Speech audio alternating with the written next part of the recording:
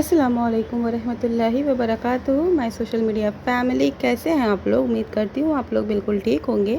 मैं भी बिल्कुल ठीक हूँ, आप लोगों की दुआ है। आज की हदीस शुरू करती हूँ।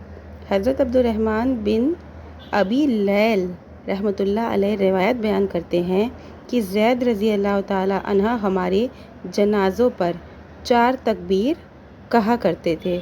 इन्होंने एक जनाजे पर 5 तकबीरें कहीं।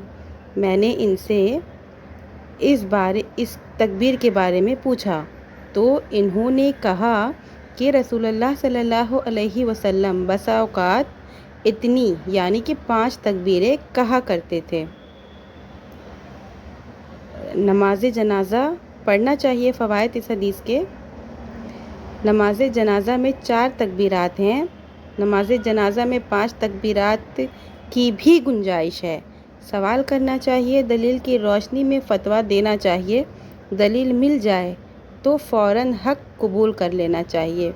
अगर आप किसी चीज़ से अगर आपको कंफ्यूजन है तो आप दलील के बिना पर अपनी बात, अगर आप सुन रहे हैं, किसी से कोई सवाल किया है, आप अगर उस चीज़ पर मुतमईन नहीं हैं, लेकिन अगर उस सवाल में आपको आपके जवाब में दलील से आपको उस सवाल का जवाब मिलता है तो आपको वो जवाब कबूल कर लेना चाहिए।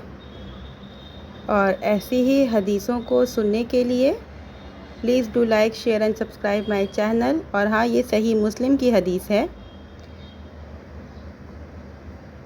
Please follow my page. और ऐसी ही हदीसों को सुनने के लिए सब्सक्राइब करना ना भूलें मेरे चैनल को। And thanks for watching. मिलते हैं नेक्स्ट वीडियो में। वालेकुम अस्सलाम वरहमतुल्लाहि वबरकातुहू।